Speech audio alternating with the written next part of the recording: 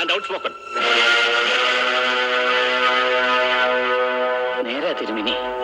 ഈ പച്ചൻ പള്ളിക്കുടുത്ത് പോയിട്ടില്ല. മരം വെട്ടുകാരനായിരുന്നു എൻ്റെ അപ്പൻ.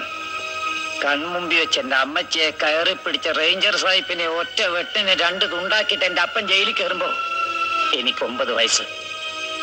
കഴുമരത്തെ അപ്പന്റെ ശവമിറക്കി ഇങ്ങനെ കയ്യിലോട്ട് വാങ്ങിക്കുമ്പോ അന്ന് എന്റെ 10ാമത്തെ പിറന്നാളാ.